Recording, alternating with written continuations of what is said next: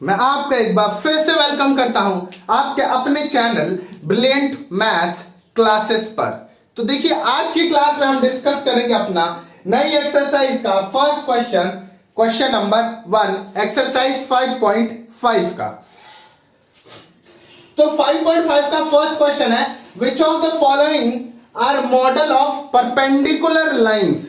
नया वर्ड आया है आज, वो है परपेंडिकुलर लाइन। क्या है? नया वर्ड है जो हमारे पास, जो कि आपने पहली बार सुना होगा, परपेंडिकुलर लाइन। तो आप जब भी बात आए परपेंडिकुलर की, जब भी वो बोले परपेंडिकुलर लाइन, तो आपको याद रख लेना है कि वो एक लाइन जो कि किसी भी दो लाइन को एग्जैक्टली टू इक्वल पार्ट्स में डिवाइड करे। परपेंडिकुलर लाइन जो होती है वो लाइन जो कि किसी लाइन को दो इक्वल पार्ट्स में डिवाइड करे और हमेशा 90 डिग्री का एंगल बनाए। कितने का एंगल बनाए? 90 डिग्री का। ठीक है, तो ये वाली जो लाइन है, देखिए ये वाली लाइन ए बी हमारे पास लाइन सेगमेंट थी पहले से, और सी डी, तो ए बी नहीं सी डी है हमारी परपेंडिकुलर लाइन। क्या है? जो एग्जैक्टली स्ट्रेट होती है। देखिए ये वाला, तो ये वाला जो हाथ है हमारे पास, वो है मेरा परपेंडिकुलर लाइन। ठीक है, उसने, ये वाले लाइन ने क्या किया, ए बी को दो इक्वल पार्ट्स में डिवाइड किया और उनके बीच में जो एंगल बना ए बी और उसका जो, जैसे कि सी ओ बी, ठीक है, तो सी ओ बी हमेशा 90 डिग्री होगा और ए ओ सी भी हमेशा 90 डिग्री होगा। ठीक है, बस आपको याद रख लेना है कि परपेंडिकुलर लाइन वो लाइन होती है जो कि एग्जैक्टली दो इक्वल पार्ट्स में डिवाइड करती है और उनके बीच जो एंगल बनता है वो कितना होता है? 90 डिग्री का होता है। कितना? 90 डिग्री का होता है। ठीक है, तो चलिए फिर देखते हैं आपका फर्स्ट क्वेश्चन क्या है। तो फर्स्ट पार्ट है, the adjacent edges of a top table top.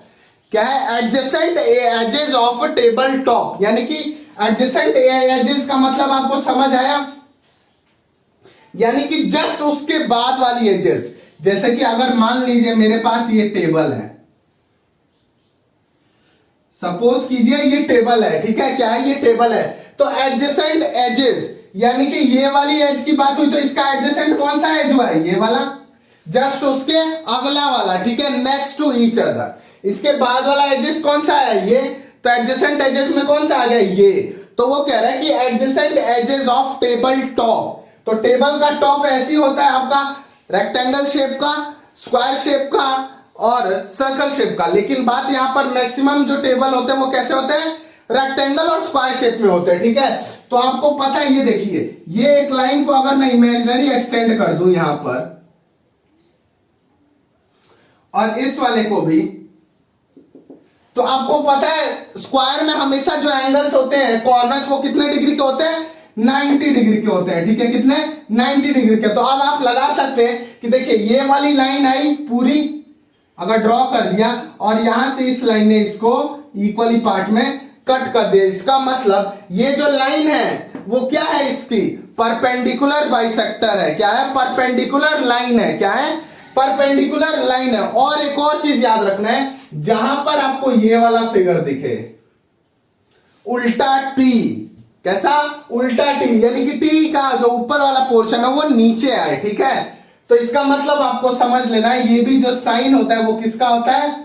Perpendicular का होता है। किसका? परपेंडिकुलर। ठीक है, यानी कि जहां पर भी ये साइन लगे इसका मतलब परपेंडिकुलर है और उनके बीच का जो एंगल है वो कितना है? 90 डिग्री है। ठीक है, कितना है? 90 डिग्री। तो अगर आप देखेंगे थोड़ा सा ध्यान से, तो आपको ये वाली लाइन दिख रही है यहां पर, ये वाला फिगर, ये देखिए, ये रहा और ये रहा, यानी उल्टा टी दिख रहा है आपको। इसका मतलब ये जो है वो क्या है? टेबल का टॉप होते हैं एडजेसेंट एजेस, वो क्या होते हैं? एक दूसरे से परपेंडिकुलर होते हैं। क्या है? एक दूसरे के परपेंडिकुलर होते हैं। ठीक है, इसका मतलब फर्स्ट वाले क्वेश्चन में बोलना है कि क्या ये परपेंडिकुलर है या नहीं, तो आप यहां पर लिख देंगे यस। क्या लिख देंगे? यस लिख देंगे, यानी कि ये फर्स्ट वाला है हमारे पास परपेंडिकुलर है। फर्स्ट वाला हमारा परपेंडिकुलर है। ठीक है, अब नेक्स्ट देखिए हमारा बोल रहा है, the line of railway track. Railway track की जो लाइंस होती है, तो रेलवे ट्रैक की लाइन कैसे होती है? ये कुछ होता है रेलवे लाइन। रेलवे लाइन क्या होती है? दोनों एक दूसरे के पैरेलल होती है। कभी आपने देखा है रेलवे लाइन को मीट करते हुए? हाँ, जहां पर जंक्शन होता है वो अलग चीजें होती है, लेकिन जनरली जो रेलवे लाइन होती है वो क्या होती है, एक दूसरे के पैरेलल होती है, वो कहीं पर भी मीट नहीं कर रही होती है। ठीक है, तो इसका मतलब ये लाइनें परपेंडिकुलर नहीं है, क्या है, एक दूसरे के पैरेलल है। क्या है, एक दूसरे के पैरेलल है। तो परपेंडिकुलर की बात हो रही तो इसका मतलब ये वाला क्या हो गया, नो। क्या हो गया, नो। ठीक है, ये क्या हो गया, नो। अब है नेक्स्ट हमारे पास the line segment forming the letter L, यानी कि एल में हमें बताना है कि क्या ये परपेंडिकुलर है या नहीं है। तो एल बनाइए आप,